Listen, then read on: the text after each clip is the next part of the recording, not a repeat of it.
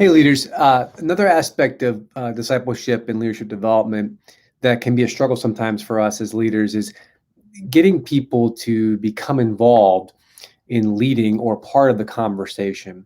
It's great when people voluntarily raise their hand at the end of the session and they say, "Hey, can I lead next time?" Or "I really like to talk more, or present more, be more active here in the conversation." A lot of times this doesn't happen. I can tell you for myself, as in all these years of leading, I think I've had one time where somebody has voluntarily come to me and said, "Hey, I'd really like to take a more active role here in the group." Most of the time, if we allow people to kind of sit and stay where they are, they tend to get comfortable and they stay there. So if you're finding your voice to be the most dominant one in your conversations and in your time together, I encourage you to try and find ways to get other performers on the stage, to get other people in the group active in participating. Most people will not go from just sitting and being a part of a group to actually leading or facilitating. But if you can shorten that gap between you and them, if you can help them to get a little bit more comfortable, a little bit more experience, now instead of a big leap, that's more of a step from that point to actually facilitating. So some thoughts around that, some suggestions.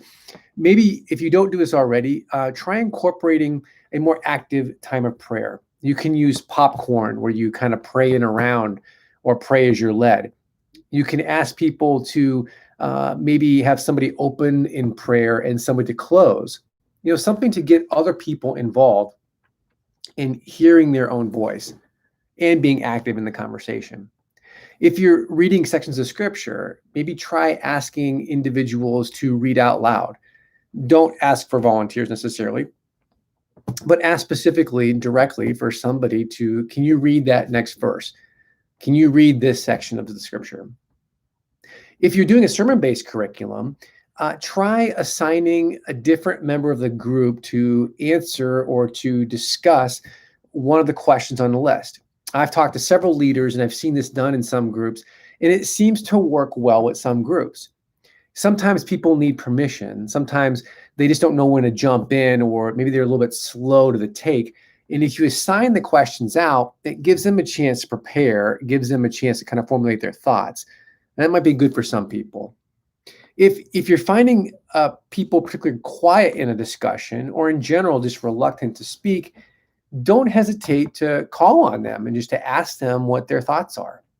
If you're having a conversation around a question or around a verse, don't feel bad or hesitate about asking, "Hey, Chris, what do you think about that?"